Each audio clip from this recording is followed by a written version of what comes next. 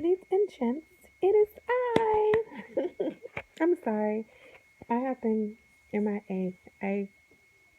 It's no excuse. I've just been MIA. So let's get this update rolling. So I'm gonna do weeks 8, 9, and 10 since today I am 11 weeks. I'm 11 weeks and 3 days. So I'm gonna do my update for weeks 8, 9, and 10. Okay. Week 8. Um, Migraine started to kick in. Still was having the fatigue in week 8. Still like the sick to my stomach, nausea type of feeling. Um, Week 9, I had my doctor's appointment. Um, Still migraines. It seems like it just got more frequent. Um, the fatigue, not so much. And nausea is still there. I get nauseated at least 2 or 3 times a day. For the headaches, trying to make sure I eat every 2 hours. I'm staying hydrated. It isn't helping any, honestly.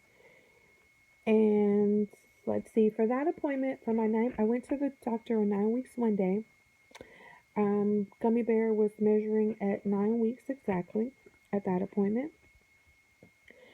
And I started being weaned from my medication as of that appointment. So I went to progesterone, doing that, the progesterone oil injection, doing that every other day for a week. So up until my 10-week one day. My estrogen patches, I was on 4. I went to 3 patches every 2 days, changing every third day. Changing every third day that patch, and then dropping down to 3. And so I just did that for 1 week, and then those were gone. I'm still on Lovenox, still on baby aspirin, and I'll be on those until I reach 12 weeks exactly, and then I will no longer be on those. Um, they did blood work, and they checked my vitamin D on that appointment. My blood work came back, and she said that my vitamin D is lower than it was before pregnancy. So I was on 1,000 units a day of vitamin D. Now I am on, I don't know if you guys can see that. I'm trying to cover it. Now I am on 50,000 units of vitamin D, and I'm having to take it 1 capsule twice a week. So I typically take it on Mondays and Thursdays, because they have to be spread out. The days have to be spread out. So I take those on Mondays and Thursdays. The day after my appointment, which part of the reason why I hadn't done an update, because the day after my appointment, I started spotting. My nerves was like shot. Oh, I was a nervous wreck. I called my RE office. I spoke to the nurse, and she stated that she just wanted me to try to lay down for 24 hours. My cervix just was probably irritated from the exam. So basically, just kind of do very light duty kind of bed rest for 24 hours and drink plenty of fluids. And I did, and it stopped. And the spotting was just like only when I went to the bathroom. It's kind of, I wiped and it was there. It wasn't anything, I would say, apparent any other time. Like it didn't mess up my clothes or anything like that.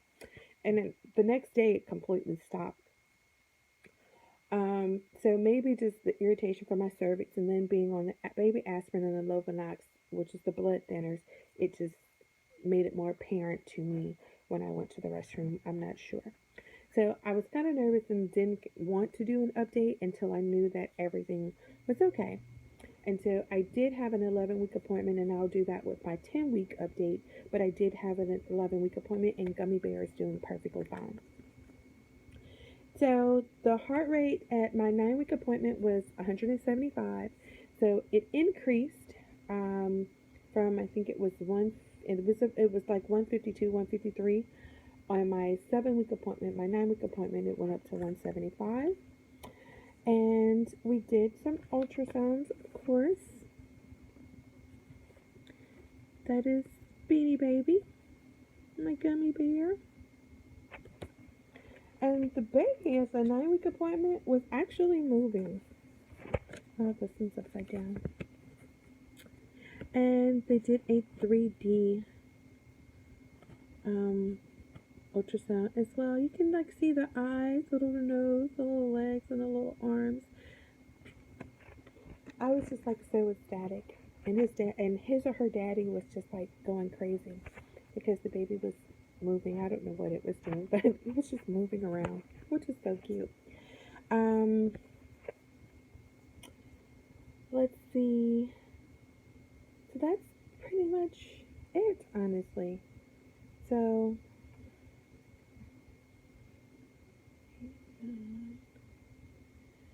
um, my 10 week, still the nausea, literally no fatigue. Sometimes it's really hard for me to go to sleep. My migraines has gotten worse.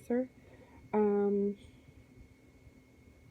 my migraines, I have a very high pain tolerance, but my migraine, like, it hurts to even lay on the pillow some nights. And I'm taking the Tylenol extra strength. That does not work. And she said I can take that, but that does not work. So after taking it one time and it didn't work, I don't want to continue to take it. Um, Still no cravings.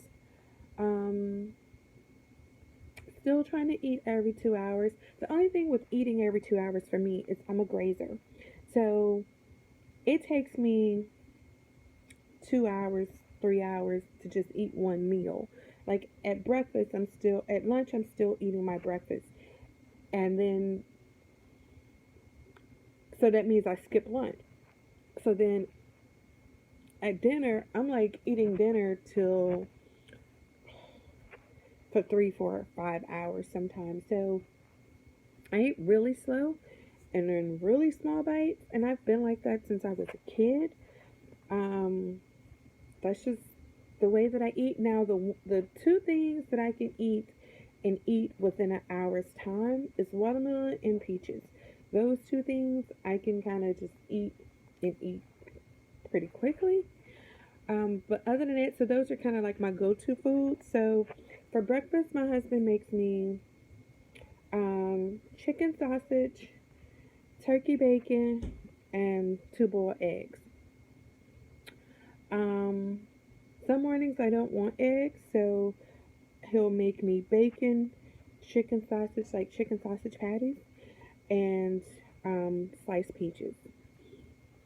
This morning I didn't want any meats. I just wasn't in the mood for meats. Or I no, he cooked my last egg yesterday. So this morning, he made me sliced watermelons and peaches, and I ate that and went back to sleep because I get off in the morning at 6 a.m. He typically gets up and start getting ready for work about 6:30, but he has like this whole ritual he does. He does his gospel music, he takes his shower, he fixes my breakfast, and so he typically wakes me up so that I wake me back up so that I can eat. I eat and typically go back to sleep. So that's like our routine. And then when I get up, I try to eat lunch. Now, on days that he cooked breakfast for me, with the eggs, the bacon, and the sausage, I eat half of it before I go to sleep.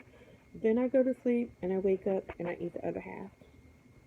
So those are that's my update for weeks 8, 9, and 10. And oh, I am so sorry. I don't have all the fancy stuff on this video because I don't have my computer.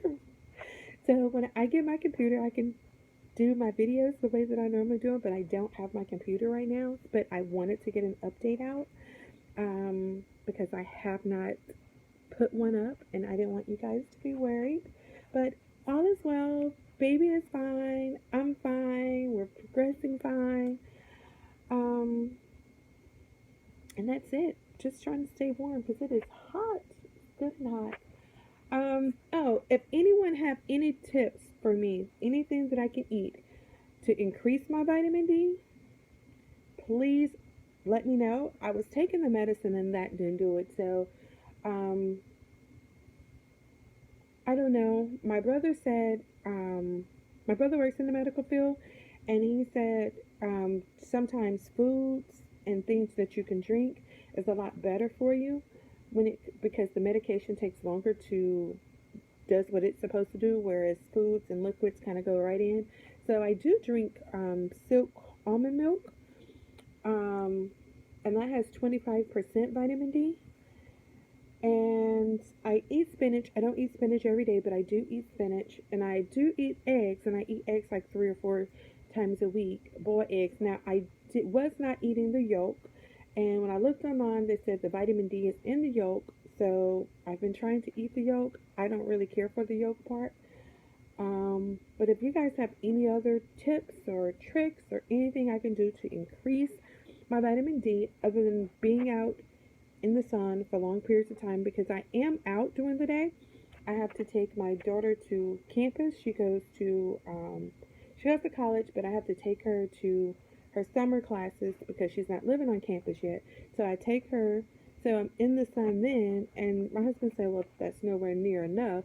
But on this medication, I can't have sun exposure, so it's like a catch-22.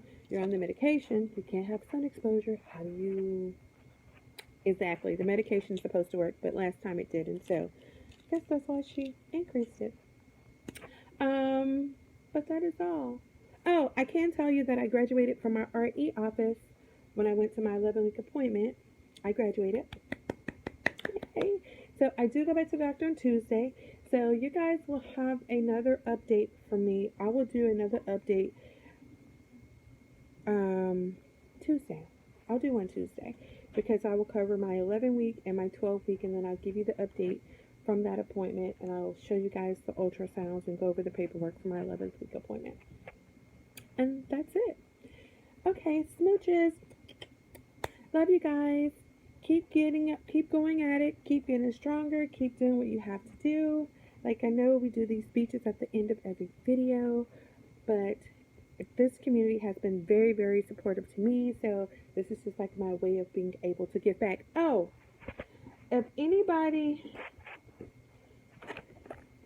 needs patches,